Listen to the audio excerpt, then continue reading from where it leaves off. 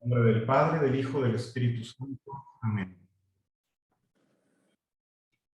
Santo, estamos aquí ante ti, para alabarte y agradecerte el gran don de la familia.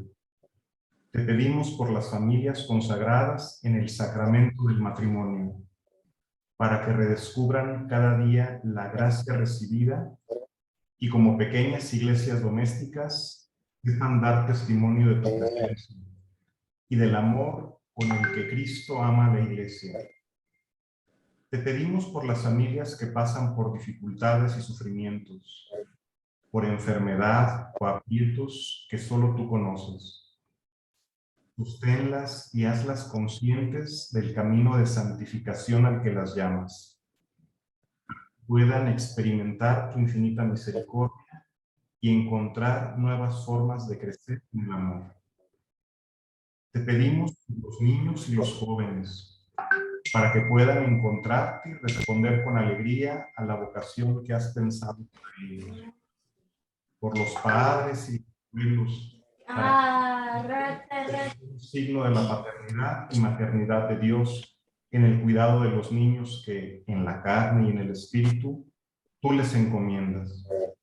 Por la experiencia de fraternidad que la familia puede dar al mundo. Señor, haz que cada familia pueda vivir su propia vocación a la santidad en la iglesia como una llamada a ser protagonista de la evangelización, al servicio de la vida y de la paz. Sacerdote en todo estado de vida.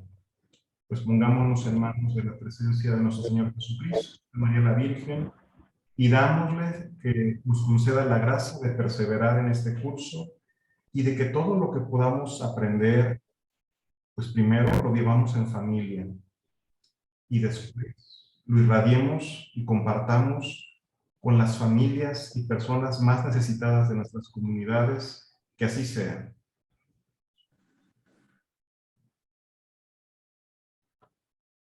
Muy bien, pues hoy vamos a adentrarnos en el Nuevo Testamento. Específicamente, hoy a ver tres temas. El primero, el matrimonio en los evangelios sinópticos. Después avanzaremos a el matrimonio y amor en el Evangelio de San Juan. Y finalmente veremos el matrimonio según San Mateo.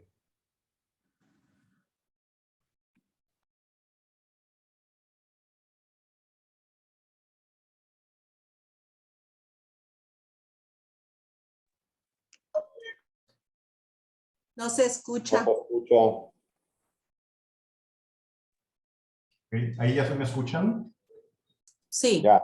Perfecto, gracias. Muy bien. Les comentaba que hoy vamos a adentrarnos en el Nuevo Testamento y específicamente vamos a ver tres temas. El primero, el matrimonio en los evangelios sinópticos. Después avanzaremos a el matrimonio en el Evangelio de San Juan, para finalmente cerrar la sesión del día de hoy con el matrimonio según San Pablo. La clase anterior vimos el Antiguo Testamento, hoy entraremos de lleno al Nuevo Testamento. Disculpe, ¿había dicho San Mateo? ¿Es San Pablo? Perdón, es San Pablo, sí es San Pablo. Disculpe, gracias. Es el matrimonio en los evangelios sinópticos. El número 2 es el matrimonio de amor en el Evangelio de San Juan. Y finalmente, pues entraremos ya a lo que es el matrimonio según San Pablo. Una sugerencia, lo que estamos ahorita viendo, pues es algo que generalmente se tiene que ver en un año. Entonces, no se agobien, por favor, es simplemente una visión general y no se pretende de ninguna manera que esto sea un estudio a profundidad exhaustivo. Y otra sugerencia, la teología, que es lo que estamos ahorita haciendo en este momento, si bien sí requiere un esfuerzo de utilizar la razón, pero no es la razón el ingrediente más importante. El ingrediente más importante cuando se hace teología es la oración. Entonces, la invitación que les hago es: tratemos de tomar nota y de lo que nos llame la atención, de lo que realmente se nos quiere revelar, porque la teología eso es acercarnos a la revelación y contemplar el misterio. Entonces, y lo que nos llame la atención, pues sí, buscar durante el día momentos de silencio, momentos que podamos interiorizar y orar. Y de esa manera realmente estaremos nosotros teniendo un acercamiento y una aproximación a la revelación. Pasando ahora a las partes técnicas, ya tenemos las respuestas a las preguntas que ustedes realizaron el día de ayer a Oscar Perdiz. En el transcurso de la tarde-noche las subiremos a la plataforma para que, van a ser audios porque Oscar en este momento está viajando, entonces para que puedan escuchar los audios con las respuestas a esas preguntas. Y el día de hoy pues seguiremos con la misma metodología. Vamos a tener 3 clases que previamente Oscar ya grabó específicamente para nuestro curso, y les compartiré por el chat los links para que ustedes puedan formular las preguntas. Oscar las responderá y las pondremos a su disposición. Y hay personas que están solicitando el video de la clase de ayer. También se los voy a hacer por correo electrónico, como hemos estado haciendo, el link para que lo puedan ver. Y los 3 videos de las clases de hoy van a estar disponibles en la plataforma a la cual ustedes ingresaron el día de ayer para hacer la evaluación de la sesión. Entonces, pues ya no les robo más el tiempo porque es también bastante largo el tema de hoy. Y entonces, pues empecemos. Que tengan buena tarde, que disfruten mucho la sesión.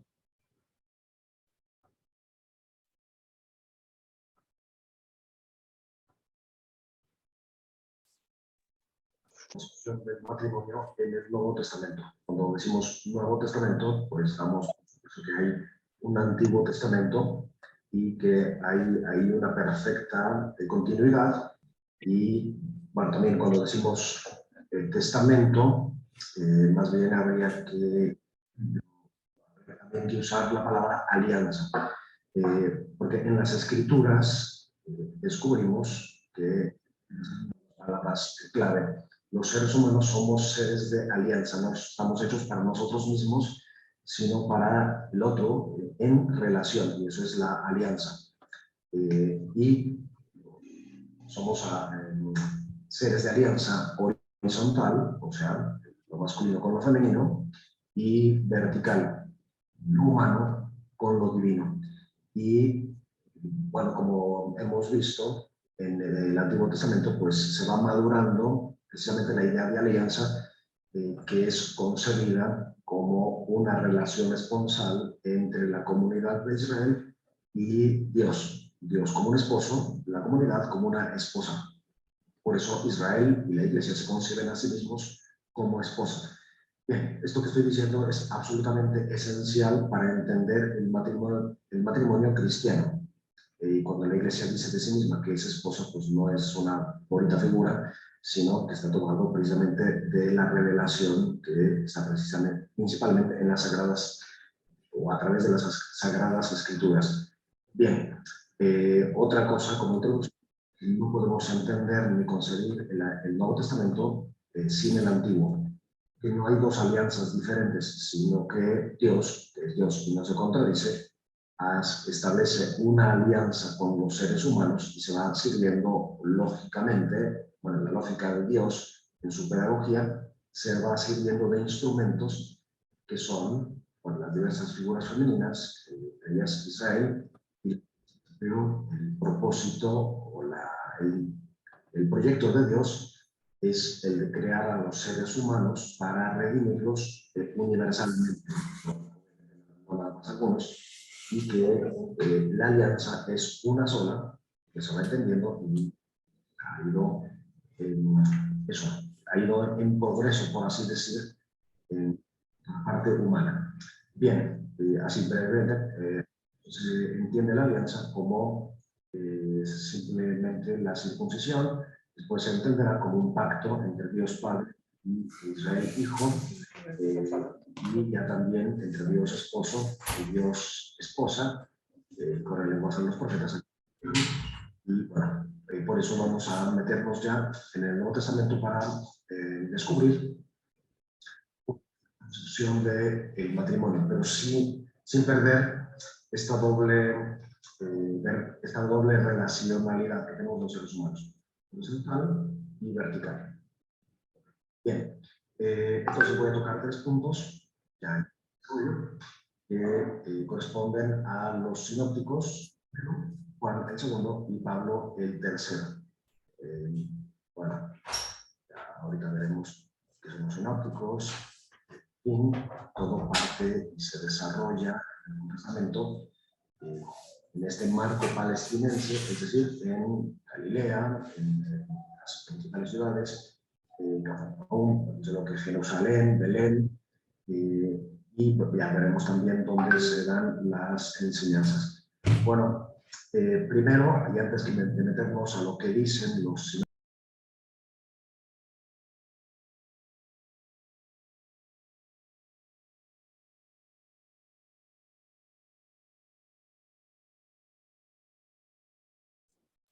Ya no se escuchó. No se escucha.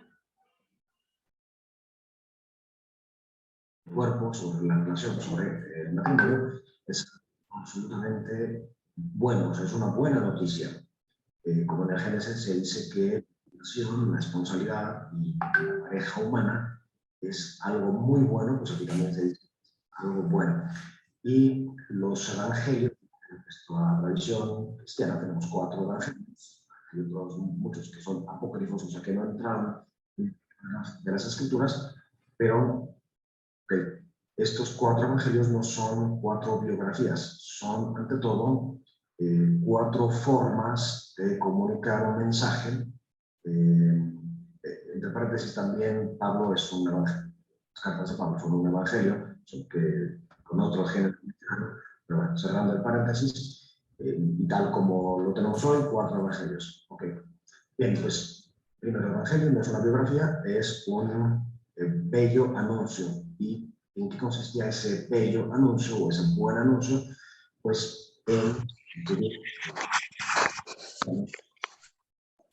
anunciar, eso le llamaban el querigma, y que anunciaban, bueno, que Dios se ha encarnado, sido padecido, muerto y resucitado por ti, para pensarte la redención. Y después, las personas que no tenían el conocimiento de Cristo, sobre todo los que no eran judíos, preguntaban, bueno, ¿y cuáles son las señales?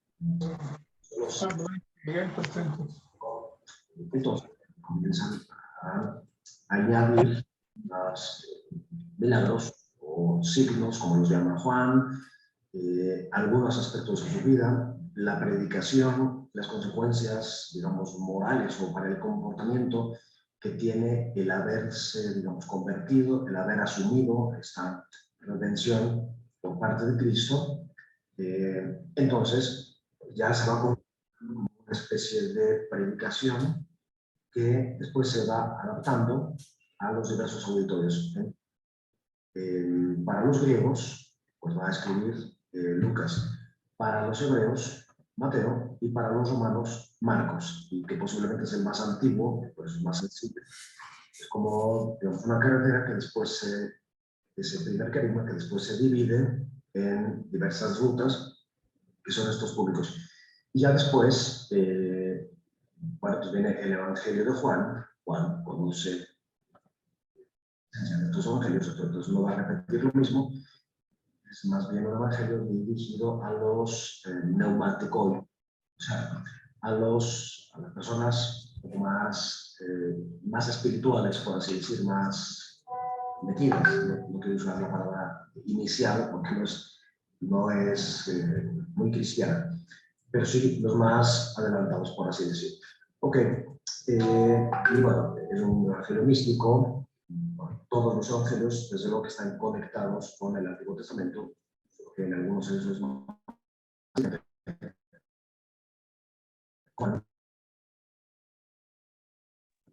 seguir adelante. Y entonces, si quieren, la doctrina o la concepción del matrimonio surge, pues revisando los textos, revisando, y también como una respuesta humana a la redención. Pues los seres humanos pues, hemos sido ya redimidos, pero tenemos esta vida como una oportunidad para colaborar o poner nuestro granito de arena en la redención. Bien, pero bueno, los evangelios y la revelación judeo-cristiana no es el único lugar donde Dios se revela, donde podemos leer el proyecto de Dios, sino que eso también lo hacemos pues, en el libro del cuerpo humano, la sexualidad, o sea, el hecho de ser sexuados, y no hay absolutamente ningún ser humano que no sea sexuado. Bueno, pues a través de lo sexuado, los seres humanos, pues descubrimos que la sexualidad no es algo biológico, sino una estructura hecha o que está ahí para amar, a diferencia de los animales y las cosas. Bueno, las cosas desde luego no tienen sexualidad, pero a diferencia de los animales y las plantas, la sexualidad humana es una estructura abierta y es problemática, a diferencia de los animales, donde la sexualidad no es problemática, y por tanto la sexualidad humana es como un rompecabezas que requiere de formación, ordenamiento, y pues esto es lo que nos proponen las grandes culturas y concretamente la revelación judeocristiana. Así por mencionar rapidísimo los problemas de la sexualidad, por mencionar tres, porque hay muchos, pero quizás lo más importante es el deseo, o sea, la apetencia, bueno, todo lo que tiene que ver con la posesión del otro. Bueno, deseo, el otro es la procreación, porque está íntimamente relacionado la sexualidad con la procreación, pero de ahí se derivan muchos problemas.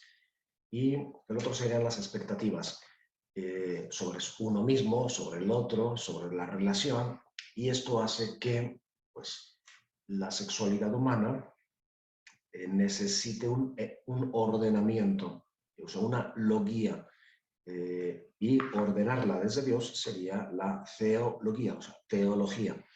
Bueno, por más vueltas que le demos, la sexualidad humana, eso requiere de orden. No podemos dejar así como si fuéramos animales o cabras o ovejas. No, se requiere, y a lo largo de la historia pues ha habido muchas formas más o menos perfectas de este ordenamiento. Bueno, pues este es un poco como el contexto. Hemos visto que en el Antiguo Testamento ese ordenamiento pues tiene muchos frutos, pero también tiene muchos huecos, ¿no? Por ejemplo, la poligamia pues deja muchos huecos. De hecho, hay en las familias, por ejemplo, en la familia de David, nada menos, se van a dar un montón de desastres justamente que tienen su origen en la poligamia. Por ejemplo, las matanzas entre los hermanos, las guerras, la división del reino, y otros, bueno, son fruto de la poligamia. También existía el concubinato, bueno, y algunas otras formas, la prostitución sagrada. Entonces, no se logra ordenar bien la sexualidad. Y bueno, vamos a ver entonces ahora sí ya la propuesta que hay en este libro de la palabra, sabiendo que el cuerpo también es un libro. Bueno, así resumiendo un poquito lo que acabo de decir, es que podemos descubrir un proyecto sobre nosotros por hecho de ser sexuados, y que la sexualidad requiere de un orden.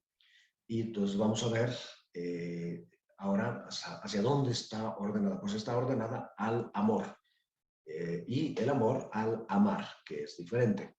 Ok, bien, pues ya vamos entonces a ver. Muy bien.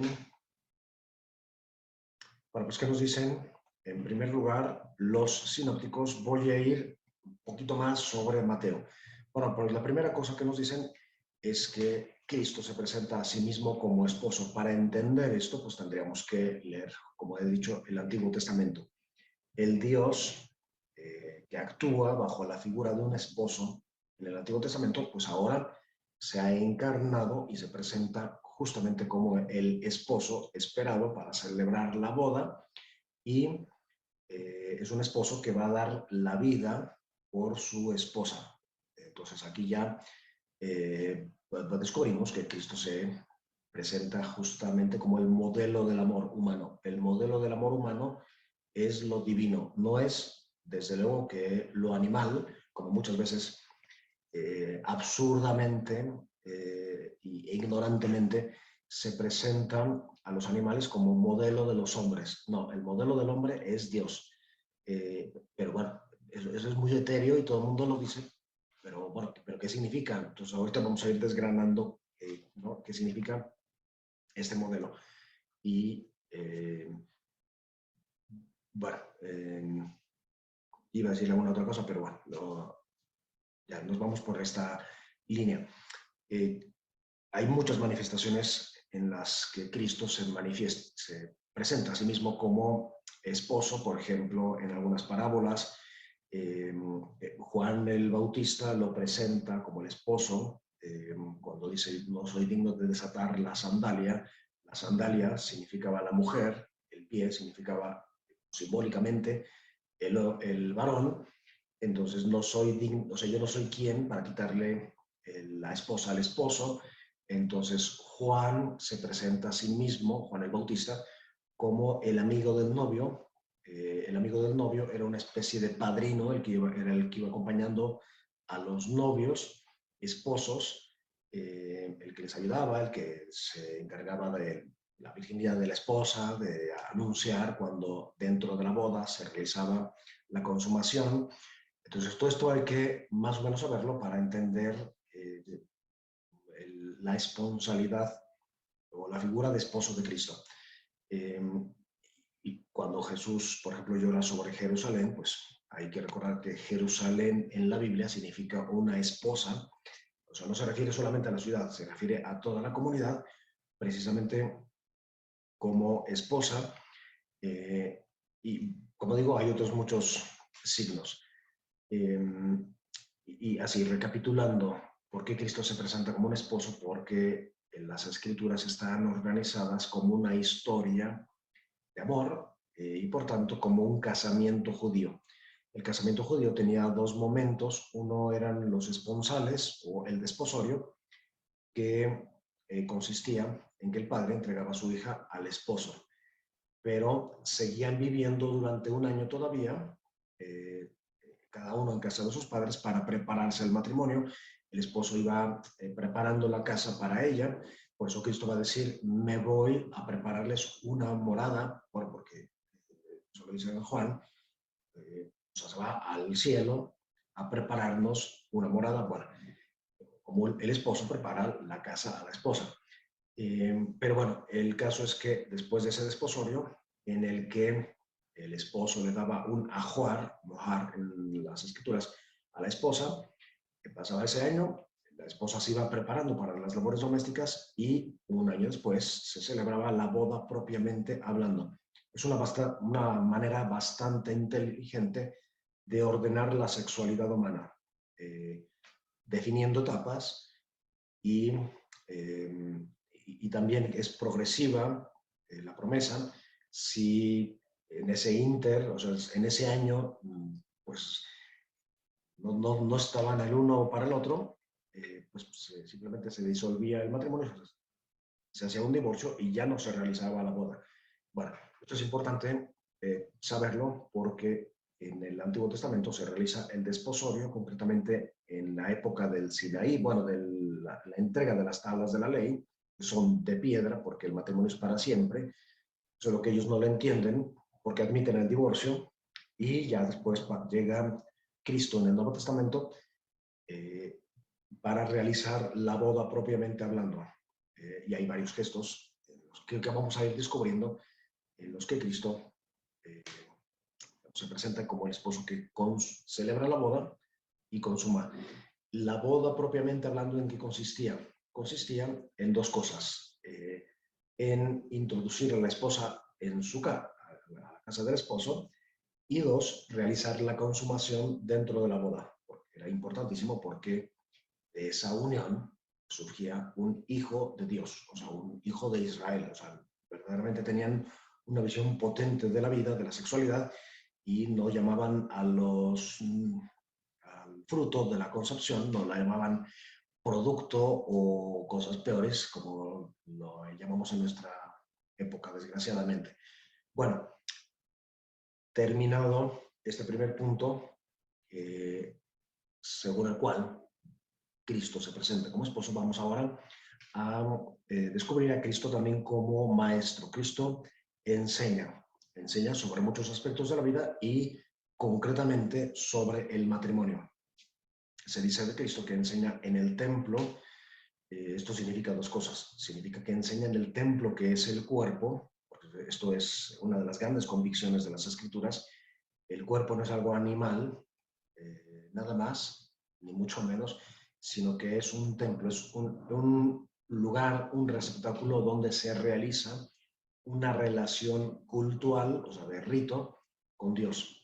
Y la relación sexual dentro del matrimonio, pues es un incienso que sube a Dios. Esto en diversos momentos se afirma del cuerpo que es templo. Cristo va a decir, mi cuerpo es un templo. Pablo va a decir, pero no saben que el cuerpo es templo. En el Antiguo Testamento también hay diversos momentos en los que se concibe el templo, en esa época había un solo templo, que es el de Jerusalén, como una representación del cuerpo humano que se une con Dios. Bueno, espero no estar siendo demasiado místico ni demasiado... Pero estas son las Escrituras, y cuando a mí me piden exponer cuál es la concepción del matrimonio en las Escrituras, pues es esto, así tal cual. O sea, no hay que simplificarlo, ni caricaturizarlo, ni explicarlo con peras y manzanas, porque somos adultos y pues, también nos tenemos que meter a fondo en estos temas. Bien, pues esto no fue un regaño, sino como una exhortación. Y varias, pues Cristo enseña también en el campo, dijimos en el templo físicamente. Una forma de enseñar, pues era a base de discusiones. No es que estuvieran enojados, discutía con los fariseos, con los saduceos, con los escribas, con los mismos discípulos, discutía, porque ahorita vamos a ver algunos textos. Y o sea, de todas las enseñanzas, podemos decir que las más importantes o las principales están concentradas en el Sermón de la Montaña, que aparece de diversas maneras en los sinópticos. Ahí se presenta a Cristo como un rabí, o sea, como un maestro que interpreta las Escrituras. Cristo es infinitamente más que un rabí, pero también es rabí, es profeta, aunque ya en tiempo de Cristo, pues el único profeta es, así como tal, es Juan el Bautista. Y bueno, se interpretan algunos pasajes o más bien, los pasajes de las Escrituras se solían interpretar, no se aprendían de memoria y se comunicaban, como en algunas religiones, no. Inteligentemente se discuten, a ver esto qué significa, cómo se aplica aquí, pero yo tengo una duda. Había muchas interpretaciones diferentes, había unas más laxas, otras más estrechas, en fin, es interpretar, porque estamos llamados también a interpretar el cuerpo, no a aprender nada más, sino a interpretar. Bien, pues un segundo. Ok, y bueno, Cristo además habla con exousia, o sea, con autoridad y, bueno, no sé si les estoy complicando con algunas palabras, pero la enseñanza, o sea, ya el jugo, digamos, de lo que de las conclusiones que se sacaban de la enseñanza se les llamaba halaká. Ok, pero vamos ya concretamente a lo que dice Cristo ahí. Bueno, primero, comienza ese discurso de la montaña que está en Mateo 5, diciendo que Cristo subió al monte, se sentó y abrió la boca. Uno se pregunta, a ver, ¿hacían falta 3 verbos para decir que Cristo va a enseñar? Sí, porque subir al monte significa que es como Moisés. El monte es muy importante. O sea, es el nuevo dador de la ley, el legislator. Se sienta significa que tiene toda la autoridad y significa que va a enseñar, y abre la boca significa muchas cosas. Él es la palabra que desde el inicio, desde el principio, existe en Dios y desde siempre, y es la palabra encarnada. Entonces lo que nos va a decir es muy importante.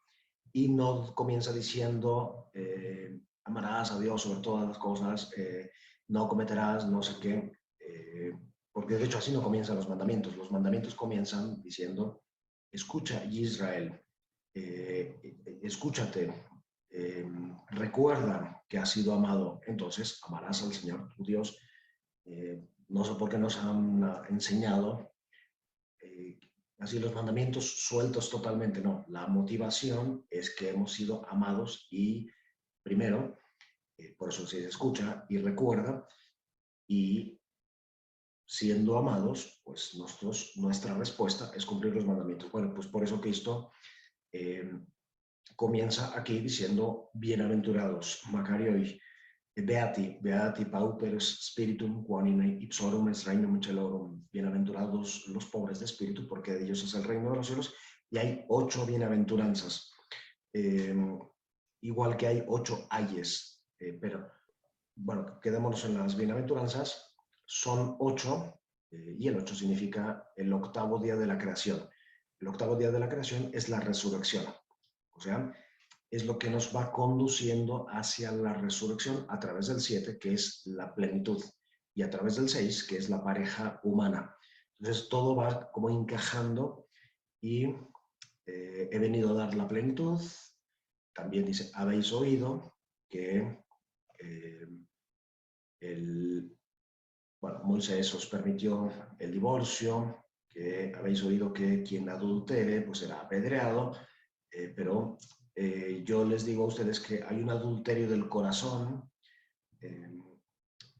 Habéis oído que, eso ya lo dije, perdón, el divorcio, pues escucha Israel, en realidad, escucha tu corazón, no estamos hechos para el divorcio, la unión desde el enamoramiento pues quiere ser para siempre, o sea, el divorcio, la poligamia, el concubinato, todas estas formas, no digamos la infidelidad y otras, contradicen aquello para lo que estamos hechos. Y termina diciendo, sed perfectos como el Padre. O sea, no dice echen ganas, sean buenos, esfuércense, traten de ser mejores, no, sed perfectos como el Padre. O sea, el amor, el modelo del amor humano, sin dejar de ser hombres, es el divino, porque el Padre ha entregado a su Hijo a la muerte y a la resurrección por nosotros. Y el Hijo es el esposo que se ha entregado, o sea, Cristo es Hijo y es esposo, se ha entregado, ha padecido, muerto y resucitado por nosotros. Y bueno, esto Pablo lo va a decir más claramente. Entonces, estamos llamados a la plenitud y a vivir desde el Espíritu. ¿Esto qué significa? Pues vivir desde la razón, o sea, desde las facultades superiores y no desde los instintos, desde el antojo, desde la vulgaridad. No, vivir desde el Espíritu significa vivir despierto, conscientemente, sabiendo más o menos lo que estamos haciendo en la vida, con un proyecto en la pareja, y no nada más esperando a ver en qué momento se nos acaban las hormonas o a ver qué dice Dios o a ver cuánto tiempo aguantamos. No, eso no tiene que ver con el Espíritu. Vivir con el Espíritu es conscientemente y libremente, queriendo, verdaderamente decidiendo cada día, optando por el otro para ponernos al servicio. Por eso se dice, moraré en la casa del Señor todos los días de mi vida, no dice eternamente, y en la promesa del matrimonio no se dice, para toda la vida, no, se dice todos los días de mi vida, significa cada día, como si fuera uno y el primero y el último. Ok, y también significa vivir desde la gracia. Cuando Cristo dice Macareoi, o sea, bienaventurados, significa que la pareja que se compromete, se mete a través de la boda en una historia de amor, no cuentan nada más con sus propias fuerzas, sino que cuentan con la gracia de Dios. Y esto pues nos debe de dar muchísima confianza. Nos han enseñado que, que en el matrimonio hay que aguantar, ¿no? Ya cuando hay dificultades, pues aguantar estoicamente. Bueno, pues aguantan las paredes, pero no, los seres humanos no estamos hechos para aguantar, estamos hechos para proyectar, y en este proyectar y activarnos, ser generosos y ponernos al servicio del otro, pues está presente la gracia.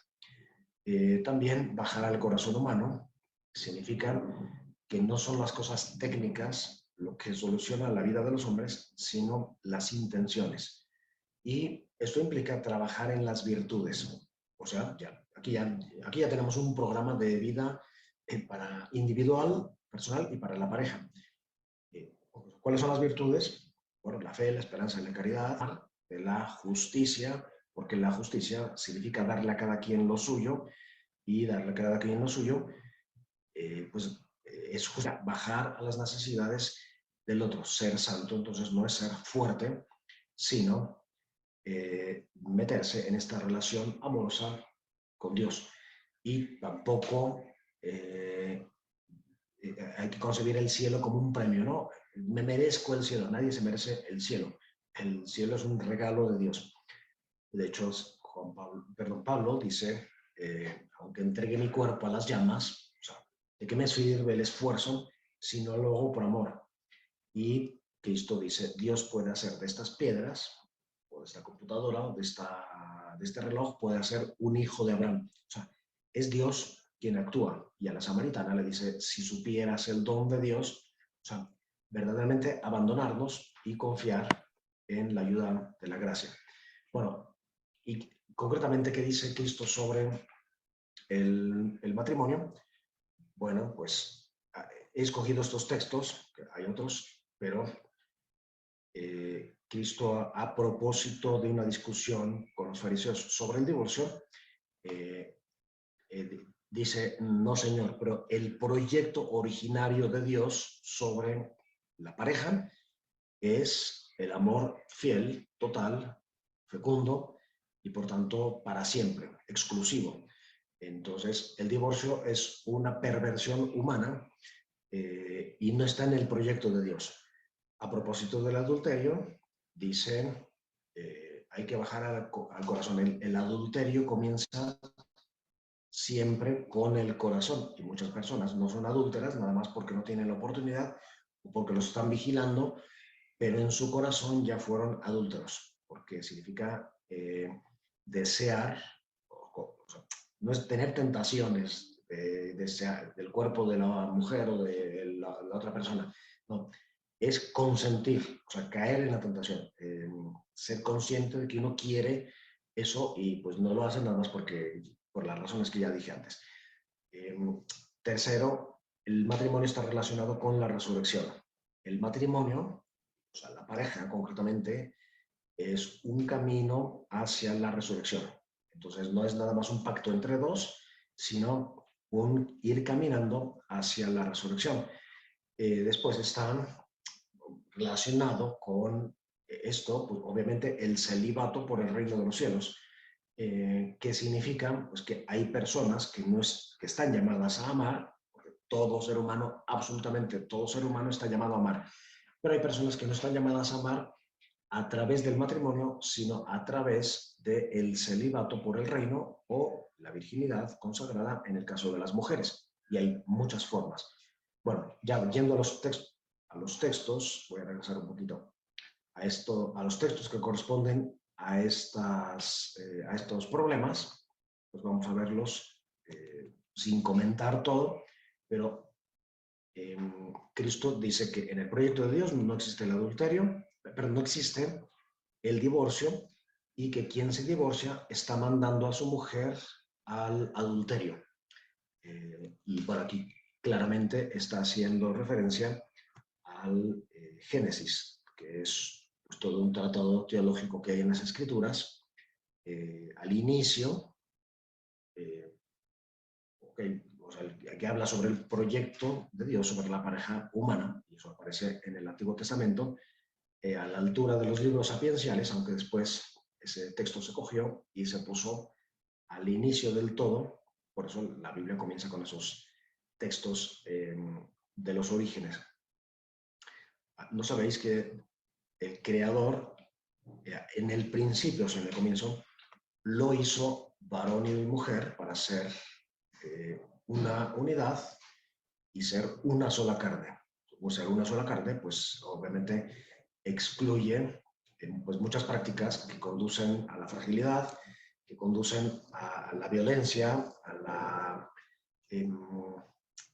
la angustia de terminar en el basurero del amor, por ejemplo, las relaciones sexuales precoces, prematrimoniales, fuera del matrimonio. Todo eso va conduciendo pues, al desgajamiento de la persona. Y bueno, Cristo insiste, al inicio no fue así. Y pues, por tanto, yo ahora les digo que quien repudia a su mujer comete adulterio y le está mandando a al adulterio. El segundo texto corresponde al divorcio, por tanto, que equivale al adulterio. Y bueno, aquí más bien el segundo texto se refiere al adulterio del corazón. Habéis oído que se dijo, no cometerás adulterio. Entonces, técnicamente un adulterio pues es una relación fuera del matrimonio, pero Cristo baja con una sabiduría genial, baja y dice, pues cualquiera que mira a una mujer codiciándola, o sea, consintiendo en su corazón, ya está adulterando. ¿Qué tiene que ver el matrimonio con la resurrección? Esto surge a partir de una discusión con los saduceos que no creen en la resurrección. Bueno, pues Cristo dice, en la resurrección serán como ángeles. O sea, el matrimonio es hasta que la muerte los separe a la pareja. Y bueno, cuando Cristo habla sobre el adulterio y cuando dice que el matrimonio es para siempre, ahora los que discuten son los apóstoles. Dicen, bueno, si no nos podemos separar o si no nos podemos divorciar de nuestras mujeres, pues no vale la pena casarse. Entonces Cristo les dice, a ver, ahí no estamos hablando de si vale o no la pena. Si estás llamado al matrimonio, adelante y con toda la potencia. Pero hay algunos que nacieron para amar, no a través del matrimonio, sino a través, y es cuando Cristo habla sobre los eunucoi, o sea, llama a los célibes por el reino de los cielos eunucoi, y como pueden ver, la palabra que usa es parecida al euangelos, o sea, al evangelio. Eu significa bien, o para el bien de, nukoi significa casa. O sea, es optar por amar sin casarse, quien está llamado y él lo entiende, y quien no tiene ese llamado pues no lo entiende, está metido en una relación esponsal con Dios. Y por tanto no es una vocación de renuncia, porque no existe la vocación de renunciar, sino está llamado a amar con todo el corazón. Bueno, y Cristo ahí, por tanto, distingue los tres tipos de eunucos, ¿no?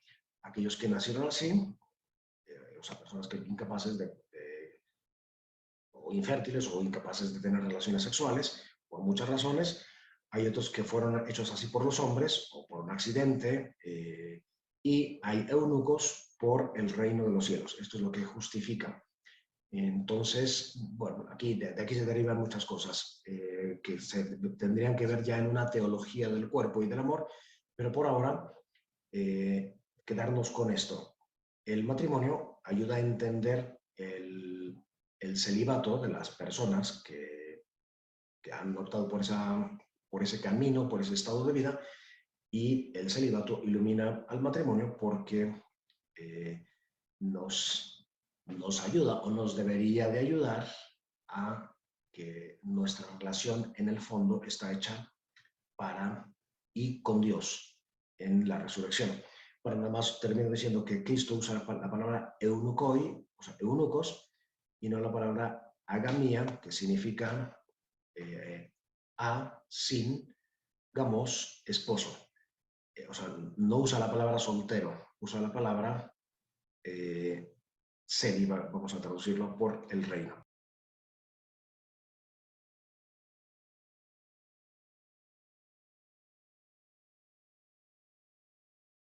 Bien, con esto terminamos el primer tema.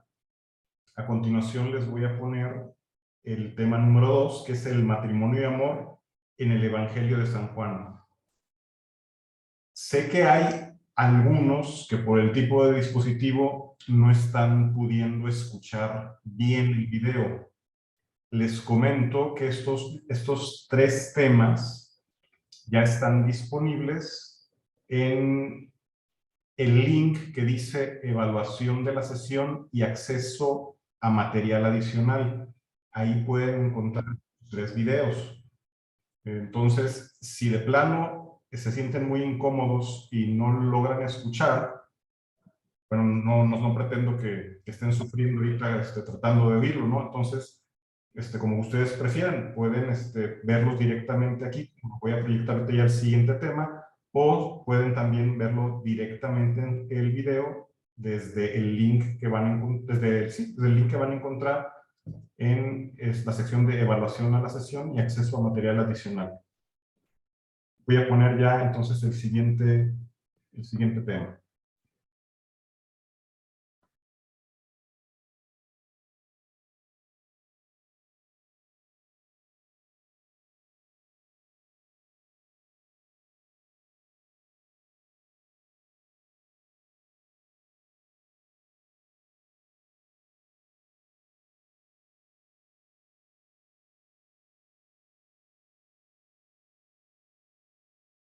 Pues nos va llevando a través de unos encuentros con personas como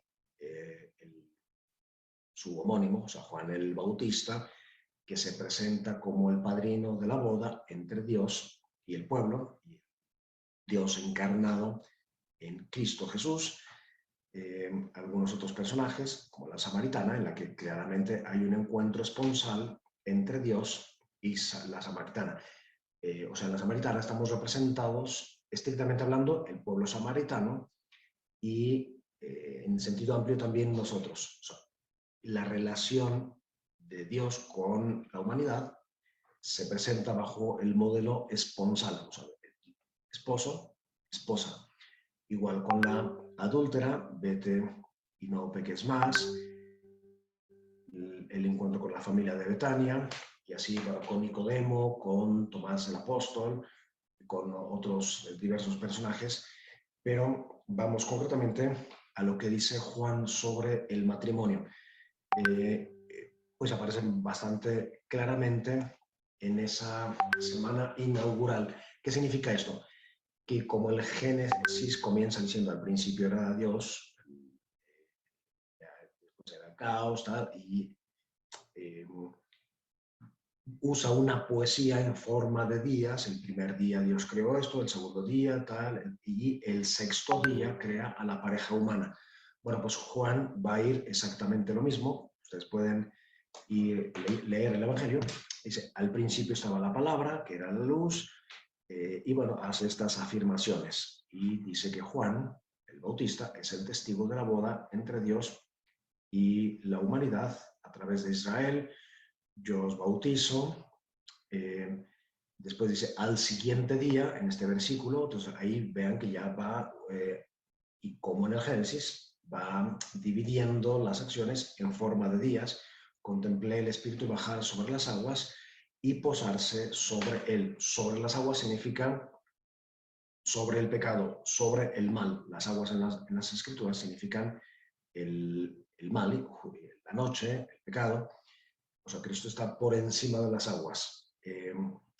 Rabí perdón, el tercer día, que es está en ese versículo 35, Rabí, ¿dónde vives? Entonces esto ya claramente suena a boda.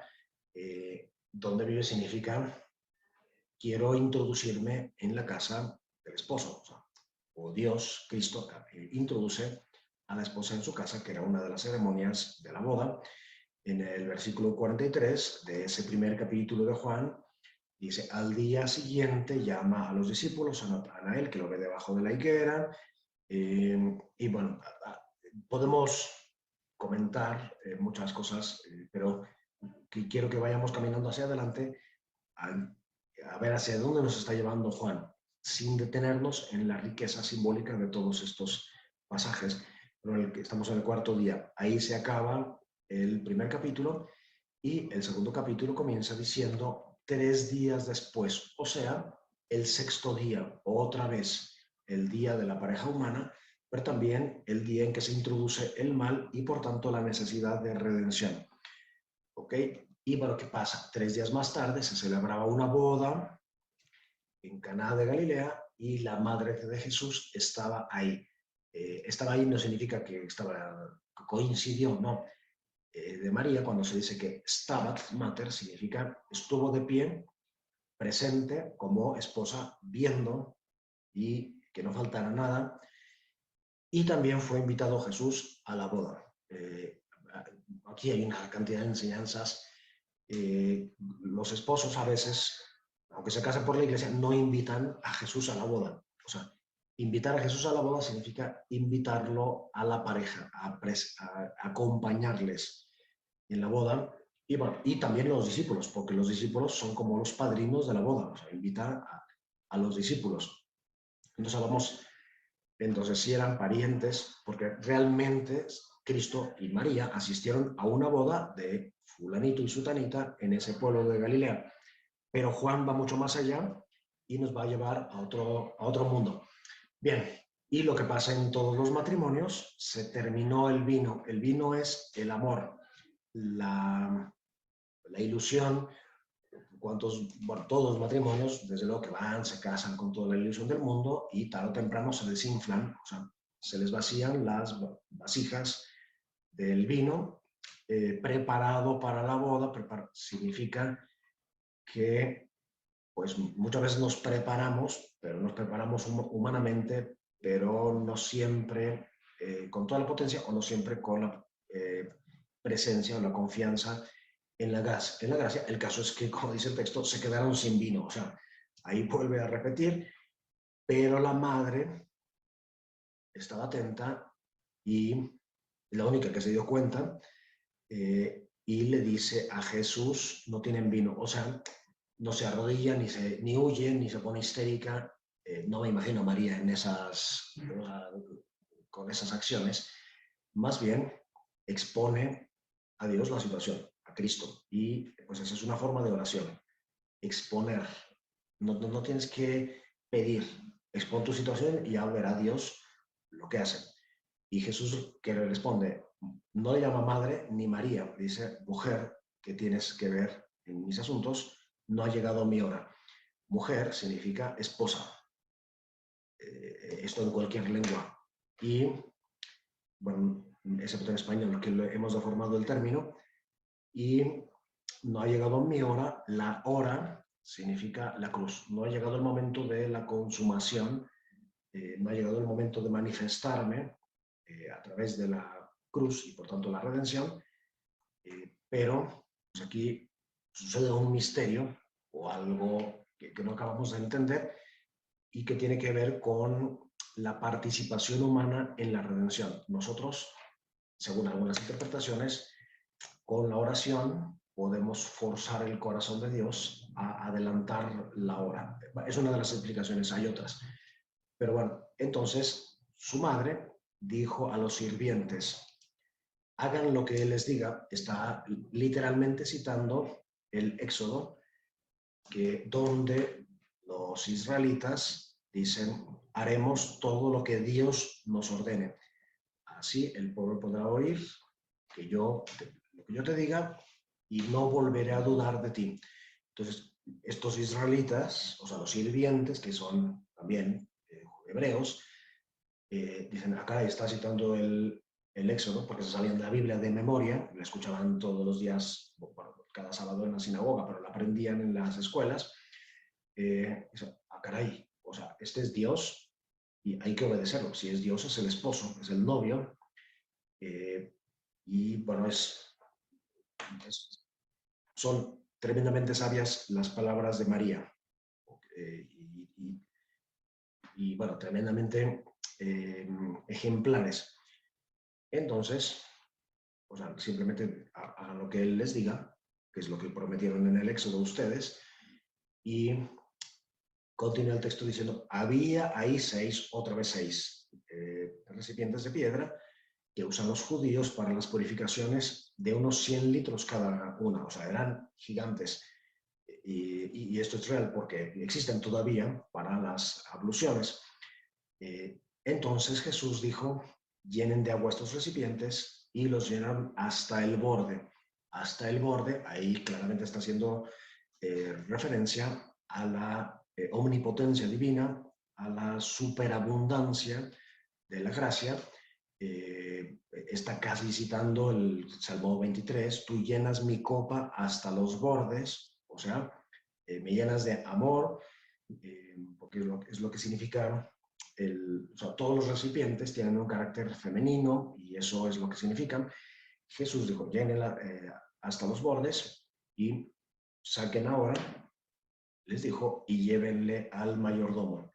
Ellos se lo llevaron y después de probar el agua convertida en vino, el mayordomo llamó al novio, o sea, no sabemos si se refiere a Cristo, o sea, lo llama al que hizo el milagro, pues no sabía de dónde provenía, a pesar de que los sirvientes sí lo sabían, pues ellos habían sacado el agua.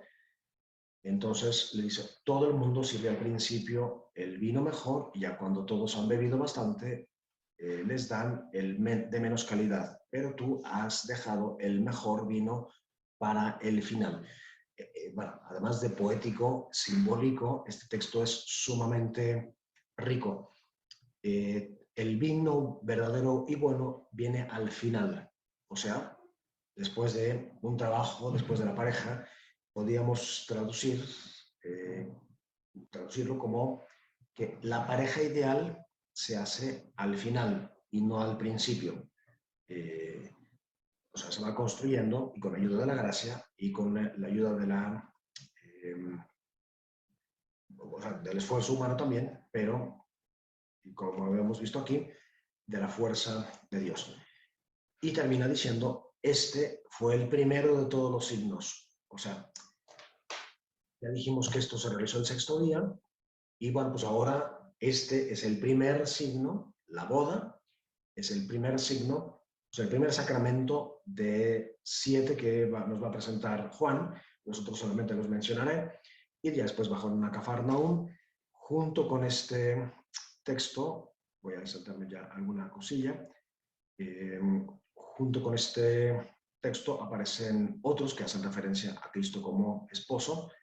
Por ejemplo, aquí los discípulos de Juan le dicen,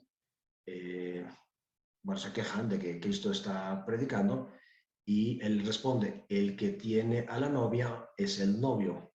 O sea, él es el novio, Israel es la novia, pero el amigo del novio, o sea, el padrino, es el que le asiste, le oye, se alegra mucho con la voz del novio. Esta es pues mi alegría, que ha alcanzado su plenitud. Es preciso que él crezca y yo disminuya. O sea, Juan se está presentando a sí mismo como el padrino de la boda. ¿Qué boda? Pues la boda entre Dios y Israel, la iglesia. Así es que, bueno, pues espero que sin agobiarnos y sin preocuparnos de no entender absolutamente todo, sí irnos familiarizando con este lenguaje, porque es el lenguaje que hay en el Evangelio, que si no lo conocemos es porque no leemos el Evangelio, ¿no? Pero está ahí. Inmediatamente, bueno, quedamos en Juan 2, que bajó a Cafarnaúm, inmediatamente aparece celebrando la Pascua en Jerusalén y va a expulsar a los vendedores del templo porque el celo por tu casa, o sea, por tu comunidad, me devora. O sea, el templo entendido como el lugar que representa el cuerpo humano, donde Israel se une como una esposa con Dios, pues resulta que está lleno de vendedores y de todo tipo, incluso quizás había incluso ídolos y bueno, el caso es que Cristo purifica el templo, que era una de las acciones propias de la mujer en la boda judía y entre los griegos y otras. Se baña, se purifica porque se va a casar, o sea, está a punto de celebrar la boda. Entonces saltan las autoridades del templo que le dicen, bueno, ¿y con qué autoridad haces esto? Cristo les dice, destruyan este templo y yo lo reedificaré en 3 días. Jesús hablaba del templo de su cuerpo y ellos entendieron que hablaba solamente del templo de piedra. Bien, entonces ahora voy a mencionar simplemente los otros signos, los otros 7 signos, que es lo que estructura el Evangelio de Juan, pero que tienen mucho que ver con el matrimonio. Entonces ya vimos que, primer signo, las bodas. Dentro de la boda de Caná está metido esta alusión a la muerte de Cristo. O sea, Cristo, esposo, va a dar su vida, o sea, la destrucción de su propio templo, que es su cuerpo, por la esposa, o sea, la redención. Y pues eso es otro signo con el que Cristo se presenta como esposo. El segundo signo es la curación de un hijo que es extranjero y bueno, eso nos lleva a otras cosas. Pero entonces la boda, ahora el hijo Cristo también cura a los hijos, no solamente la relación de los esposos. El tercer signo, que también, bueno, todos son preciosos, además están llenos de simbolismos y de gestos. Cristo sana a un enfermo que estaba tirado al borde de la piscina de Bet Hesed, o Bethesda, que significa la casa de la misericordia. Bet, casa, Hesed, amor, misericordia, pero amor, misericordia significa el modelo de amor para los matrimonios. Es un amor que se abaja, que se pone al servicio del otro, que perdona hasta 1000 veces, hasta 1000 generaciones. Es un amor compasivo, paciente. Todo lo que Pablo va a decir en la carta a los Corintios, el capítulo 13, es como el destilado de el Gesed, que en la Biblia significa amor, pero es ese amor de ponerse al servicio por el otro. Bueno, Cristo se presenta a sí mismo como el esposo que se pone como modelo y que se pone al servicio de la esposa. El cuarto signo, la multiplicación de los panes, el esposo que se ofrece a sí mismo como alimento de su esposa. De hecho, aquí Cristo va a instituir la Eucaristía, según el Evangelio de Juan.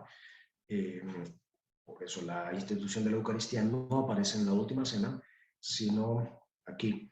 Inmediatamente, o sea, en esa noche, con un montón de signos que aparecen, perdón, un montón de gestos que aparecen ahí, va a presentarse Cristo con su cuarto signo. O sea, sus signos son señales que nos indican que es Él. El cuarto signo es Cristo caminando sobre las aguas. ¿Esto qué significa? Que Cristo está por encima del mal, por encima del pecado, lo que ya habíamos dicho. Es el espíritu que al inicio del todo aleteaba sobre las aguas. O sea, por más males que tengamos o por más mal que uno esté en todos los sentidos, física, moralmente, Cristo nunca va a estar por debajo. O sea, siempre tiene la potencia de recrear, de hacer nuevas todas las cosas, de rescatarte, como de hecho a Pedro, que Juan se da cuenta en esa madrugada que Cristo está caminando sobre las aguas, viene hacia ellos, pero es Pedro el que se lanza al agua y obviamente cuando deja de ver a Cristo, pues se comienza a hundir. Cuando los matrimonios dejan de ver a Cristo, pues se comienzan a hundir, pero Cristo está ahí caminando sobre las aguas y puede sacarte, aunque estés ya dentro del mal, dentro de la oscuridad, dentro de la noche, el sexto signo, que también es muy conmovedor.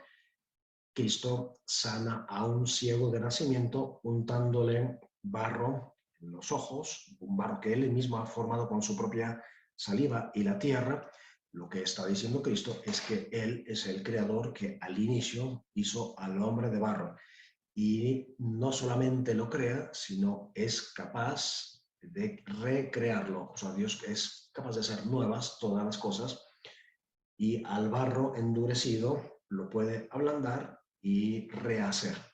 Y bueno, hay toda una teología ahí que tiene que ver mucho con el matrimonio, porque Dios puede sanar todas las heridas, puede rehacer el barro deforme, lo puede ablandar nuevamente para reestructurarlo. Y el último signo, el séptimo, en esta estructura de 7, como hemos visto, significa, bueno, va a ser la resurrección, y no podría ser otro, porque pues, nuestra última realidad es la muerte, pero en la revelación cristiana, bueno, y en las aspiraciones humanas está la resurrección. Y no es casualidad que la resurrección la va a realizar en una familia. Entonces, matrimonio, hijos, familia. Pero no le han cambiado la hora. Los enamorados que se casan, tienen hijos, y la mayor ilusión de estos esposos es ver a sus nietos y a sus bisnietos. Pues aquí está como esa secuencia. También el hecho de que sean 7, el 7 en la Biblia significa plenitud, pero también significa el culto. O sea, se llama una estructura sabática. Sabática significa que la semana está pensada como pues un tiempo en el que las personas se aman, trabajan y al final celebran todo lo que han hecho y todo lo que en Dios, que es el Sabbat. Bueno, pues aquí también Juan sigue ese ritmo sabático que es con el que comenzó la Biblia. Muy bien. Y bueno, Cristo hace varias afirmaciones de sí mismo que tienen también mucho que ver con el matrimonio. Ser pan de vida del otro, ser luz en lugar de ser oscuridad, ser la puerta, o sea, no solo un obstáculo para el otro, para su salvación, sino verdaderamente ser puerta, ser un bello pastor, que es lo que realmente dice la Biblia, no dice buen pastor, dice bello pastor, significa que el bello pastor da la vida por la oveja. La oveja aquí significaría la esposa. O sea, estamos llamados a ir dando la vida por el otro, y llenas la copa, aunque camine por valles sinuosos, no tengo ningún mal porque mi esposo está conmigo, que es lo que va diciendo el Salmo 23. Ego eimi he anastasis kai pehetzoe, porque estas afirmaciones las hace Cristo en griego. Hopoi mejor kalos, mejor atón probaton, Jefoz, tu cosmo, y en fin, todas estas afirmaciones, digamos, o con ellas se va presentando Cristo con un carácter esponsal, pero nos invita también a nosotros a hacer camino, a hacer la verdad, no mentir, a hacer la vida, o sea, promover el matrimonio, la fecundidad. Y yo soy la vid verdadera, significa, pues el matrimonio, estar unido a Cristo. ¿Y eso qué significa? Bueno, pues participar de los sacramentos, irse metiendo. Bueno, como ven, es sumamente rico, y textos que aparentemente no tienen nada que ver con el matrimonio, pues ahí están totalmente presentes. Bueno, los escritos juánicos, o Juan, termina con el Apocalipsis, y el Apocalipsis, lejos de ser un libro de pues, destrucción, muerte, miedo, angustia, efectos especiales y fuego, no, es un monstruos, no, es un libro de bodas. O sea, es el libro con, o sea, la etapa final con la que se cierran todas las escrituras, y es un canto de esperanza a todas las personas que están padeciendo en este mundo la persecución, que puede ser de muchos tipos, las dificultades. Pues nos dice que nos preparemos, que tengamos esperanza, que sobrellevemos estas dificultades, porque al final se va a celebrar la boda. De hecho, a partir del capítulo 19, pero ya en el 21, ahí ya baja la novia, que es toda la humanidad, bueno, los salvados, como una ciudad de cristal, como una esposa recién preparada para celebrar al esposo. Por eso, en este altar que encontramos en la Catedral de Gand, creo que está, que se llama Las Bodas del Cordero, pues habla precisamente de los diversos personajes, ¿no? El Padre Todopoderoso, con Juan el Bautista, que es el padrino, por así decir, de la boda, María, que representa a la humanidad como esposa, y pues a los extremos no podían faltar Adán y Eva, que es como la pareja humana, o quienes representan a la pareja humana, que somos de hecho cada uno de nosotros, porque Adán es barro, o sea, tierra, o sea, cada uno de nosotros, como he dicho, unos ángeles tocando, otros cantando, y abajo diversas escenas, o sea, un jardín gigantesco, que es el jardín ya del paraíso, el jardín del cielo, en el que en el centro tenemos un cordero que está derramando su sangre por la esposa. Bueno, claro, aquí es una síntesis de todas las escrituras, aunque principalmente del Apocalipsis, porque el mismo Apocalipsis es un resumen de toda la Biblia y de toda la revelación, bueno, de gran parte de la revelación, y entonces el Cordero, con unos ángeles que están ahí incensando, está recibiendo a la iglesia representada en todos estos personajes, que son muchísimos, por ejemplo, las mártires, los profetas y los personajes del Antiguo Testamento, los monjes y los papas, los ermitaños, los peregrinos.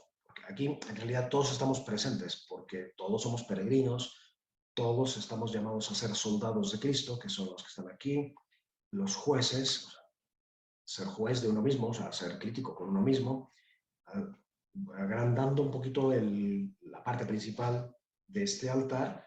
Vemos ya más de cerca algunos de los elementos: el cordero, que significa a Dios esposo; la fuente, que significa a la esposa. Por eso los encuentros esponsales en la Biblia pues son en pozos.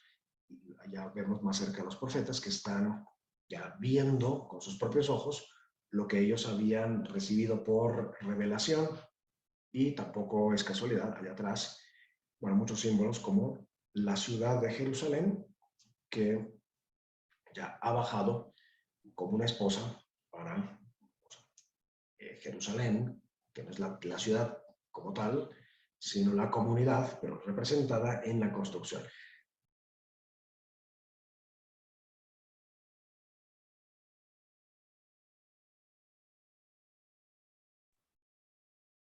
Muy bien, voy a pasar ahora ya al último punto de la sesión del día de hoy, que es el matrimonio según San Pablo.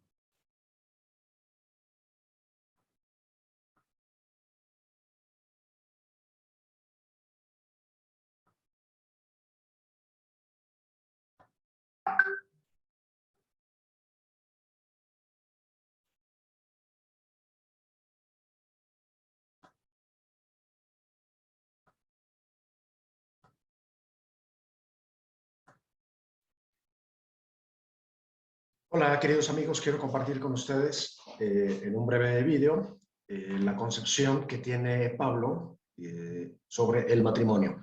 Y bueno, voy a comenzar con una breve introducción, y es la siguiente.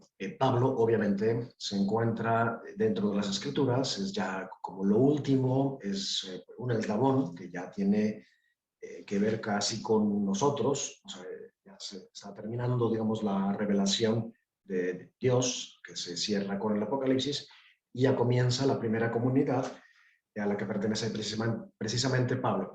Pablo también es un fariseo, es uno de los mejores conocedores de las Escrituras, entonces tiene una visión de conjunto. Entonces Pablo se encuentra dentro del organismo vivo y maravilloso que son las Escrituras, que fueron escritas durante tantísimos siglos, 11 siglos, con todo tipo de géneros literarios. Pablo tiene más bien un género literario epistolar o de cartas, y por tanto pues, es también un evangelio escrito en esa forma. Ok, y bueno, tiene muchas cartas, algunas se atribuyen a él, de otras se duda, pero bueno, lo importante es que no lo podemos separar del resto de las escrituras. Segundo, es bastante urgente en la actualidad que reflexionemos sobre qué es el matrimonio, qué sentido tiene la sexualidad, cómo reordenar, porque bueno, pues nuestra sociedad se caracteriza por pues el emotivismo. Pensamos que podemos definir las cosas según lo que se nos antoje o según lo que se nos ocurra.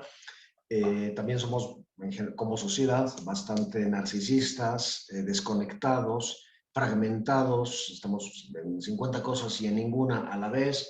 Entonces, sí es urgente porque todas estas manías que acabo de decir pues tienen mucho que ver con la forma como después vemos y vivimos la sexualidad, de manera desconectada, emotivista, de manera absolutamente egoísta, y ya desde la estructura maravillosa que es la sexualidad humana descubrimos que hay ahí un proyecto y no nada más algo animal, sino un proyecto, y que la sexualidad humana está íntimamente relacionada con nuestra vocación a amar, y que el amor, al pedir durabilidad, pues de manera natural, y eso lo vemos en todas las culturas, necesita un espacio natural que le dé durabilidad, y eso es el matrimonio. Entonces, dentro de esta introducción he dicho algo de Pablo, pero también como poner unas bases antropológicas serias y a partir de la evidencia. ¿Por qué? Porque esto es absolutamente necesario antes de afrontar las escrituras. ¿Okay? Bien, y pues como seguramente habrá sucedido y está sucediendo, hay que redescubrir las escrituras y vamos a encontrar muchas novedades. ¿Okay? Bien, entonces, en el Antiguo Testamento la concepción del matrimonio es, y de la persona, es que pues es el camino natural por el que Dios nos santifica y se une a nosotros. Hay una relación esponsal entre el pueblo y Dios, o sea que nadie absolutamente está solo, tenemos esa relación, y a lo largo del Antiguo Testamento pues también se va madurando en esa cosa complicada que es la reordenación de la sexualidad, el espacio natural del amor, que ninguna mujer se quede sola, en fin, se va madurando, y también pues hay una pedagogía ahí de Dios. Y bueno, en el Nuevo Testamento descubrimos con los sinópticos que pues, al principio hay un proyecto originario de Dios al que nos lleva a Cristo para reentender mejor el matrimonio, y por tanto que el amor es fiel, exclusivo, fecundo, humano, pero también es divino. Y ya con Juan hemos descubierto que estar casado pues es participar de un sacramento, y bueno, en todos estos, en todo el Nuevo Testamento hay algunos gestos de Cristo que expresan la institución del sacramento. Bien, bueno, termino la introducción y ahora sí vamos a Pablo. Vamos a acompañarlo un momentito en su trayectoria que va desde Jerusalén a Roma, que es donde muere, para hacernos también un poco una composición de lugar y no entrar así de lleno nada más. Su opción por los gentiles y cómo pues él va a marcar al resto de la historia de la Iglesia a través de sus viajes y escritos, con la novedad de formar comunidades, ¿no? Que eso es lo que debería hacerse en la Iglesia, formar comunidades de acompañamiento donde los matrimonios y las familias justamente van creciendo y se van ayudando, orientando los unos a los otros. Ok, para después ir a las enseñanzas sobre el matrimonio. La primera vez que aparece Pablo pues es justamente en el martirio de Esteban. Entonces ahí toma unas cartas para ir a Damasco, o más bien va a Damasco para pedir unas cartas de autorización para acabar con todos los cristianos, y es en ese camino de Damasco donde Cristo se le aparece vivo, porque Cristo es una persona viva, presente en los matrimonios, pero bueno, ahí Cristo se le aparece como se le apareció a su madre, como se le apareció a María Magdalena, a los apóstoles después de resucitado, Es decir, es como lo vemos en esta escultura aquí a la derecha, Cristo es una persona amorosa, es un esposo, es un pastor que carga a su esposa, que es la iglesia, representada aquí en una oveja, y que le da su cuerpo. Bueno, pues todo esto, de alguna manera, Pablo, Saulo de Tarso en ese momento, con ese encuentro con Cristo, entiende así como de un golpe todas las escrituras, como una relación amorosa entre Dios y los hombres, y que se realiza eso a través del matrimonio y del celibato por el reino de los cielos. Claro, esto también lo tuvo que madurar, pensar, se fue de retiro. Okay. En Antioquía, que la tenemos aquí, toma la opción justamente de ir a predicar a los gentiles.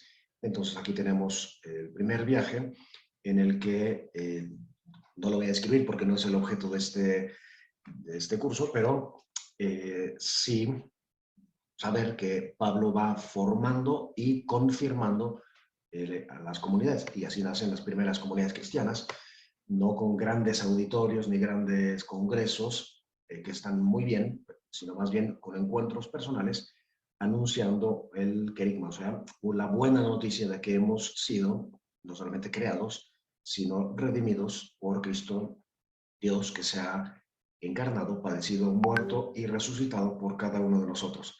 Aquí tenemos en el segundo viaje, donde en Troas, se le presenta un macedonio que le pide en sueños que venga de este lado, o sea, que pase a este lado que es Europa, y le predique, que le lleve esa buena noticia.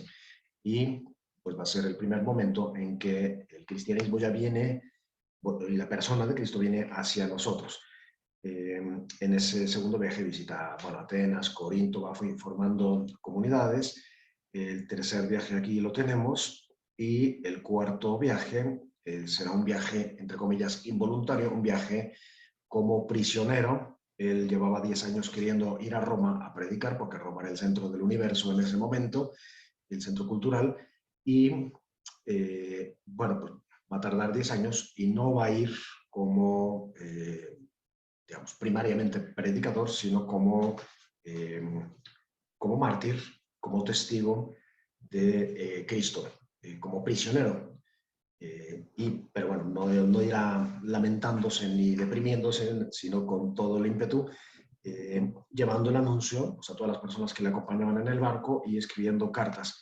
Y bueno, esta es la ruta que va a seguir para llegar a Roma, donde va a ser decapitado, porque no podía ser crucificado, dado que era un ciudadano romano, y otras particularidades.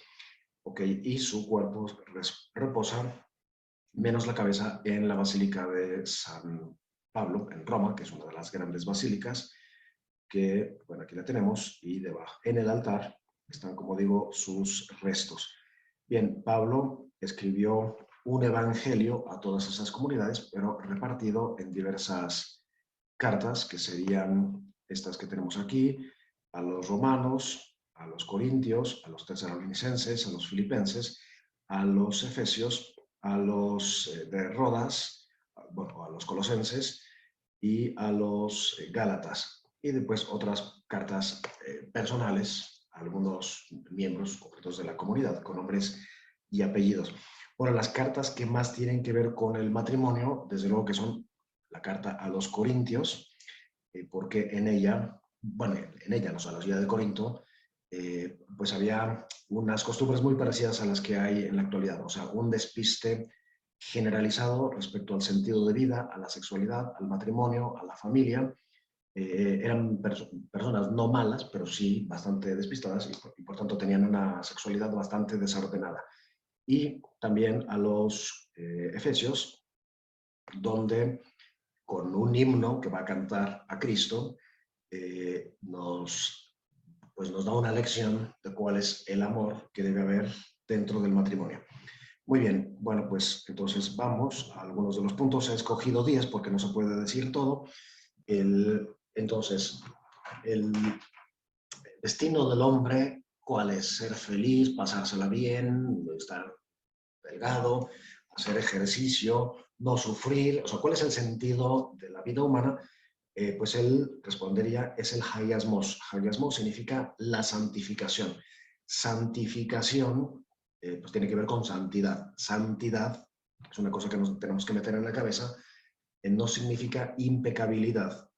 Significa una relación de pertenencia. O sea, ya hemos descubierto que los esposos, por el hecho de estar casados, son santos porque se pertenecen. O sea, ser santo, una cosa santa o un lugar santo, o una persona santa, pues es una persona que está en una relación de pertenencia. Bueno, pues esos son los esposos.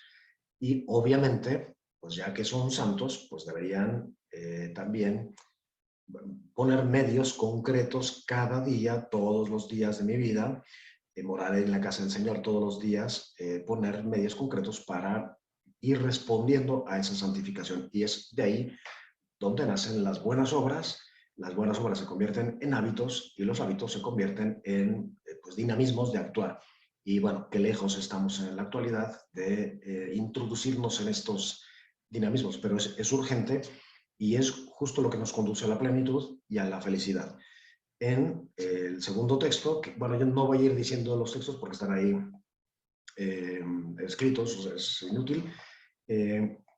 A los corintios les pregunta, a ustedes les divierte mucho la porneia. La porneia era la prostitución. Había muchos tipos de prostitución en Corinto y, sin embargo, Pablo les dice, sí, pues era muy divertida, pero les lleva a una vida desordenada, a un montón de enfermedades, a una serie de consecuencias todas desastrosas y tristes y penosas y amargas. Y además es un obstáculo y una ofensa para la salvación. Y para la salvación significa para la unión de la pareja. Por ello, yo condeno la porneia. Y bueno, ya dije lo que era la porneia, también había pornografía, o sea, prostitución impresa, y entonces no es por tradicionalismo ni por quedarse con lo de antes, sino porque esa porneia es contradictoria, no solamente con el amor, con el matrimonio, sino con la misma persona que está llamada a donarse. Muy bien. Bueno, me faltó decir que el camino natural de santificación es justamente el matrimonio. El matrimonio no es un camino paralelo a la santificación, sino el medio, el concreto. También a los corintios, el cuerpo es templo. Aquí hay una gran profundidad que hemos descubierto en el Antiguo Testamento. Hoy en la Biblia en general, el cuerpo es el primer templo que existe y ya después los templos están hechos a imagen y semejanza del cuerpo, que es el templo por excelencia. Y bueno, ¿qué significa templo? Pues que la persona es un lugar de culto, es un lugar de liturgia, de relación, y que las buenas obras pues, son incienso que sube a Dios. Eso especialmente el matrimonio. Entonces no puedes entregar este templo a la prostitución. O sea, no puedes meter prostitutas a practicar el sexo en el templo, porque es a lo que equivaldría. O sea, aquí nos vamos a saltar una cosa, y es que toda persona absolutamente es libre de entrar al templo, desde luego, pero aquí a lo que se refiere es que no se puede hacer del templo un lugar de prostitución. Porneia, por tanto, como un acto y como un estado. Ahí hace una distinción. O sea, hay actos concretos y ya después hábitos, trabajos los que se mete la persona. Y aunque no lo dice, sí hace como una alusión indirecta a la pornovisión. La pornovisión significa pues esa visión de que todo es sexual, esa visión tan pobre en la que nos quedamos solo con digamos, el placer, lo que el otro me da, y no nos ponemos al servicio del otro. Después habla de los pecados capitales, entre los que menciona la lujuria. ¿Por qué? Porque la lujuria implica al cuerpo, que es ese templo, y significa hacer una finta de la unión. Y por eso bueno, nos encontramos hoy en día muchas fintas de verdadera unión, no sé, sexualidad precoz, antes del matrimonio, desordenada, muchas formas. Y dice eso, pero eso es un obstáculo para una sola carne, o sea, lograr ser una carne. Y por eso también en la actualidad nos encontramos pues tanta insatisfacción en el mundo o en el campo de la sexualidad, del amor, tantos fracasos, Y como hay aquí fintas de unión, pues también hay una especie de mini divorcios. Y pues la gente se va pues, volviendo cínica, gastando, en fin. A los solteros y a los viudos les dice que es mejor unirse con alguien y viviendo la castidad, y a los separados o quedarse así o regresar. O sea, no meterse en nuevos problemas o nuevas relaciones o nuevos laberintos, más bien quedarse así. Habla después también del privilegio paulino, que significa que en una unión entre un bautizado y un no bautizado, la parte del sacramento la aporta el bautizado. Por tanto, si esa unión se vuelve, digamos, no digo difícil, sino insufrible o imposible por muchas razones, bueno, pues el bautizado disuelve el matrimonio. Entonces aquí ya nos quedan algunas preguntas respecto a los conflictos que puede haber dentro del matrimonio. Existe la separación, la disolución, que significa disolver, o sea, deshacer ese matrimonio, y este es uno de los pocos casos que hay. Otros serían la nulidad o reconocer que en realidad nunca hubo ahí un matrimonio, y el otro sería el divorcio, pero como ya vimos en la intuición que hay en las Escrituras, pero de manera absolutamente clara en el Génesis y en las afirmaciones de Cristo, el matrimonio es absolutamente, el matrimonio es absolutamente indisoluble, y el divorcio contradice pues, la misma aspiración de las personas a querer amarse y estar juntos para siempre. O sea, es como una intuición que hay en el ser humano, pero que está clarísima en las Escrituras, concretamente en Mateo, etc. Bueno, pero aquí existe un tipo de disolución.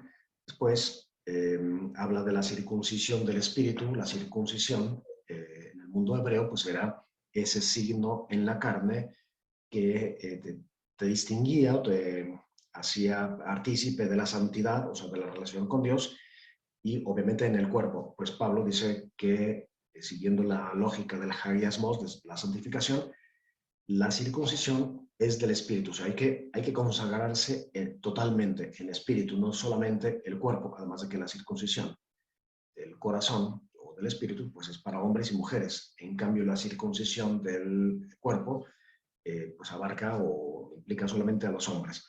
¿Cómo hay que amar? Bueno, pues en el 1 Corintios 13 desarrolla, ahí desglosa más bien el Gesed, ¿no? El Gesed, la Afin, bueno, es un canto hebreo que va desglosando el amor, que se suele traducir como misericordia, pero que es un amor de servicio. Cómo ponerte al servicio del otro, cómo imitar verdaderamente a Dios, porque Dios, una de sus grandes atributos es el amor, el Gesed. Bueno, Gesed significa eso, ponerse al servicio, pero como a veces somos poco imaginativos y tenemos poca creatividad, no se nos ocurre cómo ponernos al servicio. Bueno, pues ahí nos dicen, ¿no? Es paciente, humilde, perdona, se abaja, se pone al servicio, no busca la adulación, perdona por 1000 generaciones y así. Bueno, entonces hay que leerlo con ese sentido, no nada más así como un cantito que cantamos a veces en las iglesias, o un texto que se lee en los matrimonios y que pues hay que dudar a veces de la atención que le pone la gente. Después dice una cosa maravillosa y una absoluta novedad para quienes no son cristianos o para quienes no están relacionados con las Escrituras. Dice, la comunidad, o sea, ustedes, Corinto, Éfeso, Esmirna, la comunidad, son como una esposa y que yo la ofrezco a Cristo, esposo. O sea, siempre está esta novedad de la Biblia, de nuestra relación esponsal con Dios. Y pues esto, desgraciadamente, pues se fue perdiendo a lo largo de la historia porque nos quedamos más con cuestiones, digamos, humanas, y con el abandono de las Escrituras, pues no es de extrañar que después tengamos menos medios para verdaderamente vivir con potencia el amor.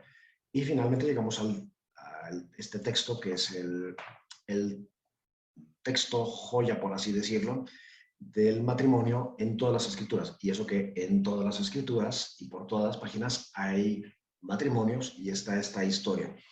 Pero este es el texto en el que se ve más claramente que el matrimonio es un sacramento, o sea, un misterio de redención y, por tanto, el camino natural de redención.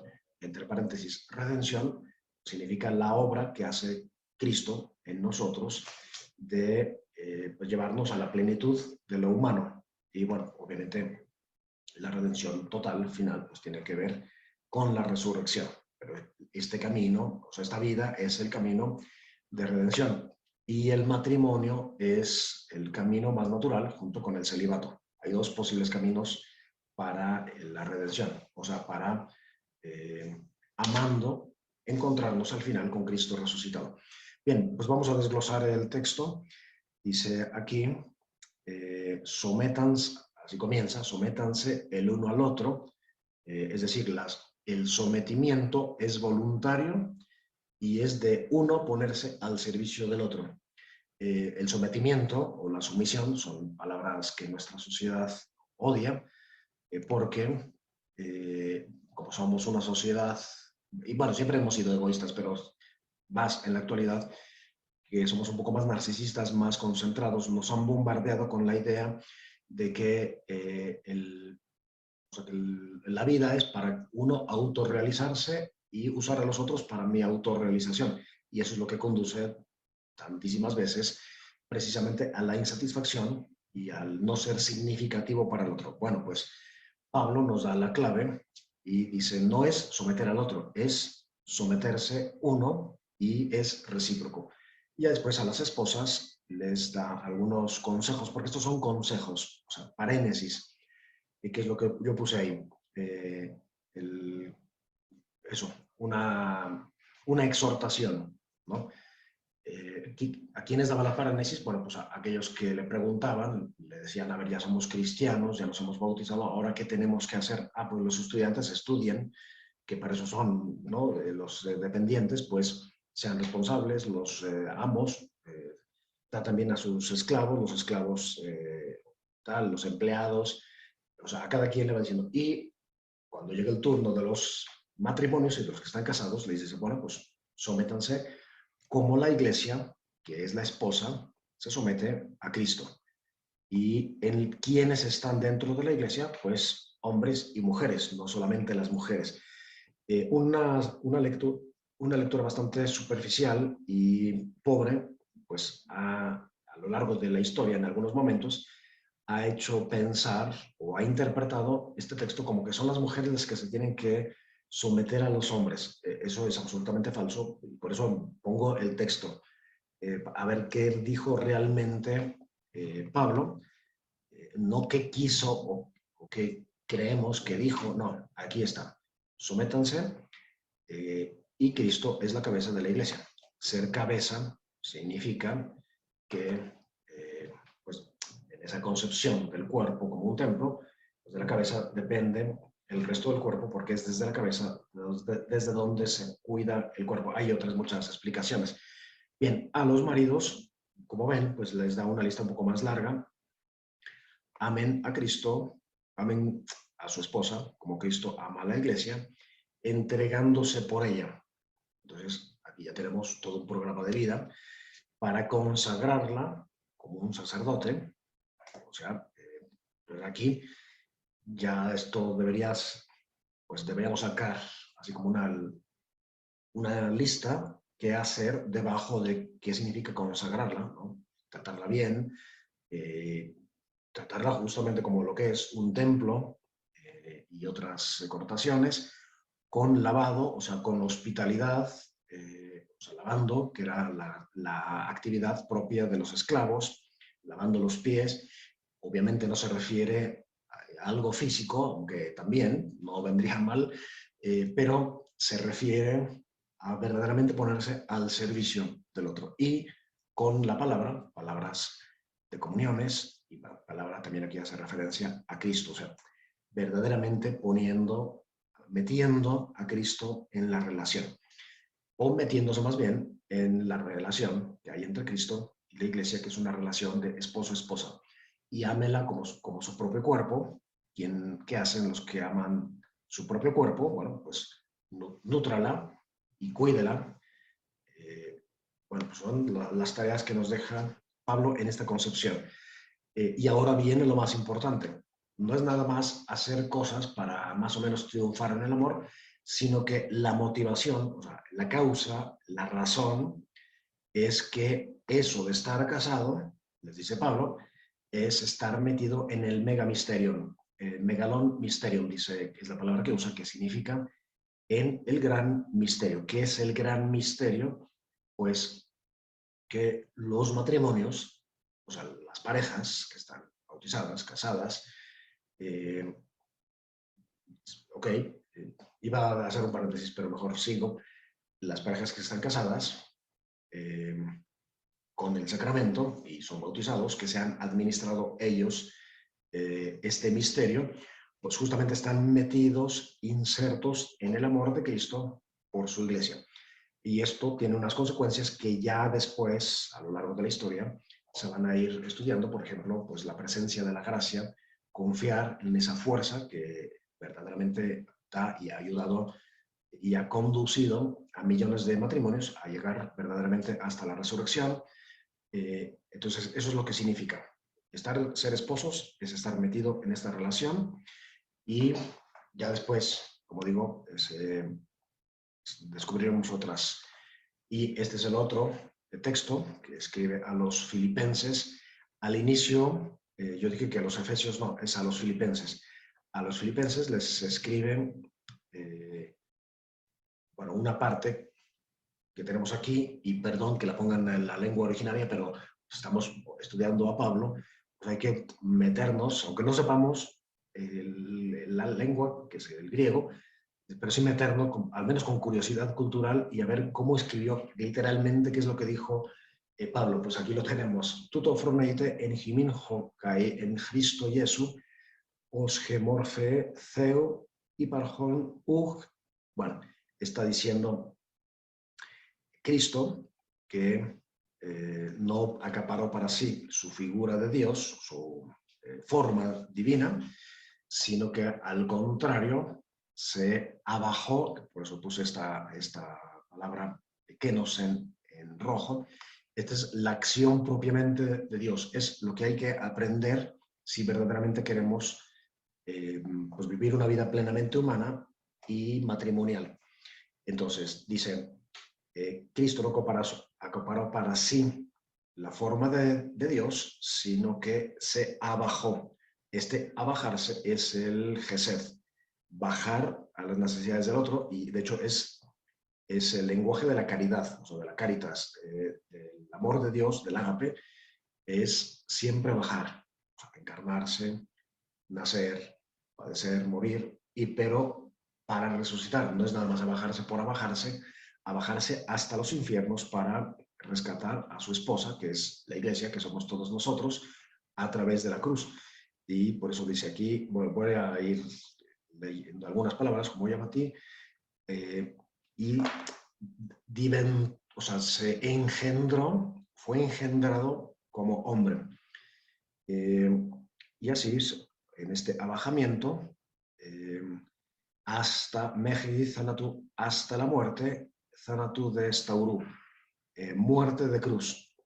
Y por eso Dios lo exaltó y le dio un nombre que está sobre todo nombre, debajo de los cielos, en la tierra, y por encima de Katachthonion, por encima de todo lo que existe, para que toda lengua confiese, o sea, lo reconozca como Señor Jesucristo. Jesucristo es el Señor. Cuando en el Antiguo Testamento decimos Adonai, el Señor, pues se refiere a Cristo, al esposo. Y toda rodilla se doble y aparezca en él la gloria de Dios Padre. Bueno, ya yo he destrozado un poco el texto, acompañando, pero es un texto que tiene mucho que ver con el matrimonio porque las consecuencias del megalón misterio, o sea, las consecuencias de estar metido en este misterio de amor son pues que hay que amar como Cristo a la iglesia. ¿Y cómo la ama? Pues abajándose, renunciando a su forma de Dios, o sea, siendo el fuerte, el que sostiene, porque siempre el fuerte es el que se pone a servir. El más importante de ustedes que sea el que sirve. Entonces, la lógica del don de Dios aparentemente es contradictoria, pero es lo que nos lleva a la plenitud. El egoísmo pues, nos conduce a la insatisfacción, como ya he dicho. Y bueno, por esto este texto pues, se ha convertido en un himno que además se canta el Viernes Santo.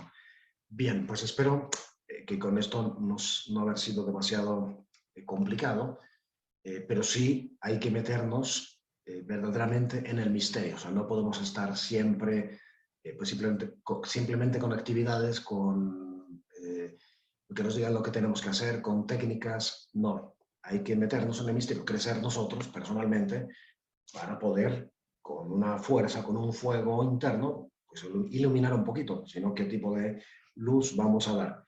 Bueno, algunas conclusiones, tanto de Pablo como del matrimonio en el Nuevo Testamento, son que bueno, la sexualidad, o sea, el cuerpo tal como se presenta, que es sexuado, contiene ya en sí una revelación. O sea, descubrimos que está llamado al amor. Y esto ya es un evangelio, o sea, es una buena noticia que hay que cuestionarnos, plantearnos desde el punto de vista antropológico, o sea, real, de todos los días, qué sentido tiene el matrimonio, ¿ok? Y el sentir, o sea, no es nada más el sostenerse, estar bien en una pareja, sino que pues, tiene muchas connotaciones o muchas consecuencias. La apertura a la vida, de hecho, iba a decir la felicidad, al menos el bienestar de la sociedad depende siempre de una pareja, o sea, de las parejas, porque pues, son las que traen hijos al mundo, los hijos pues, son felices o no, dependiendo mucho de la relación que hay entre sus padres, o sea, hay toda una red complicadísima de explicaciones que van a favor del matrimonio. Bueno, pero entonces, en primer lugar, la sexualidad revela que estamos hechos para al amor, y eso es una cosa buena, no es algo malo. Segundo, que el amor necesita ese espacio que le dé durabilidad y que la Iglesia siempre ha apostado por el amor y por la persona, o sea, nunca ha estado en contra de la persona, y por eso reconoce que es sexuada y que está llamada al amor dentro del matrimonio.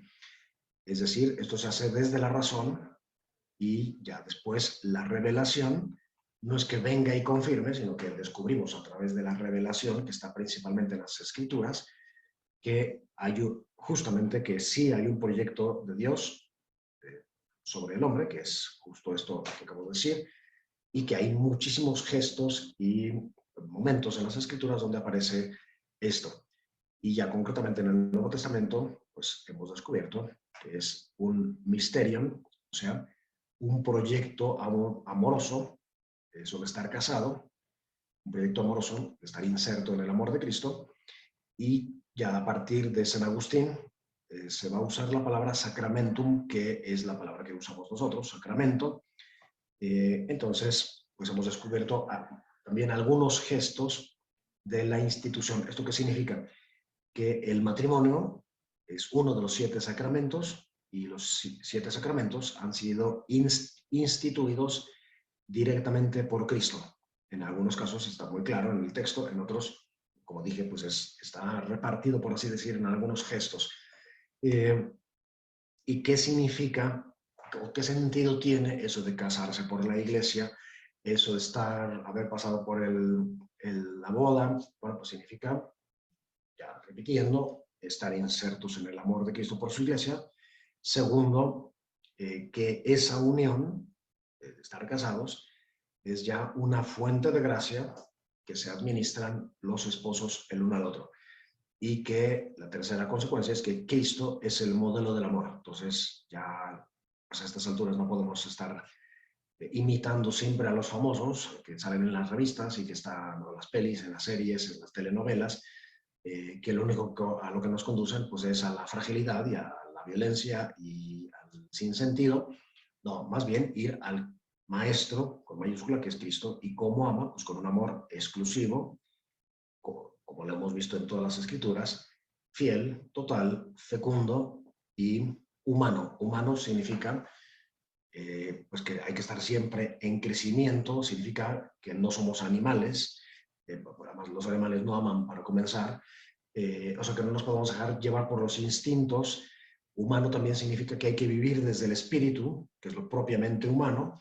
Vivir desde el espíritu significa eso, vivir en clave de inteligencia, voluntad, conciencia, libertad, decisión, y no de instinto, de antojo, de apetencia, todo lo que va por ahí, sino vivir el cuerpo desde, o sea, desde estas facultades, por tanto, donándose con nuestros defectos, porque no hay ninguna pareja perfecta ni ninguna familia, pero sí, pues donándonos.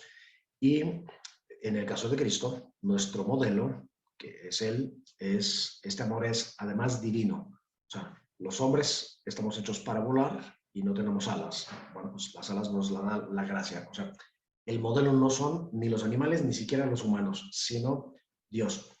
Y ya termino diciendo que, como última conclusión, que esto se irá viendo, ya después se irá madurando a lo largo de la historia en forma de pues una liturgia, una disciplina. O sea, disciplina significa pues una ordenación ya de los ritos, de las condiciones, de los impedimentos para el matrimonio, y también de una teología.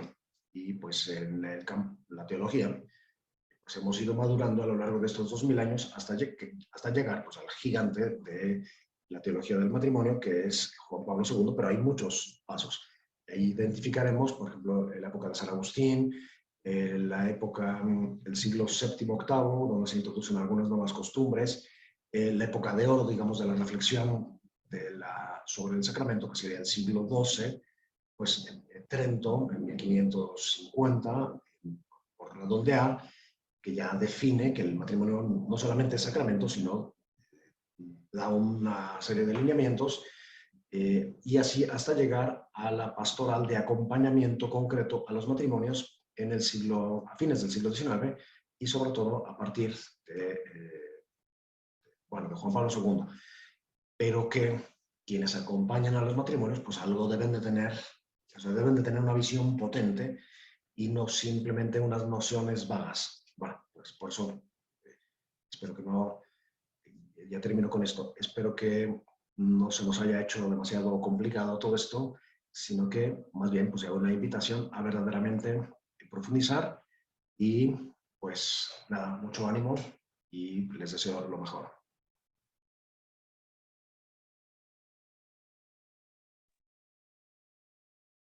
Pues muy bien, con esto terminamos los 3 puntos que teníamos que ver el día de hoy, que fue el matrimonio en los evangelios sinópticos, el matrimonio y amor en el evangelio de San Juan y el matrimonio según San Pablo.